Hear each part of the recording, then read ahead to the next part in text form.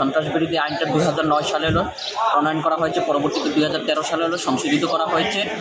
সন্ত্রাসবিরোধী আইনের প্রণয়নের মূল লক্ষ্য ছিল সন্ত্রাসবাদ, দেশবিরোধী কর্মকাণ্ড, দেশের আইন শৃঙ্খলা নিয়ন্ত্রণ রাখার জন্য সন্ত্রাসবিরোধী আইনটা প্রণয়ন করা হয়েছে।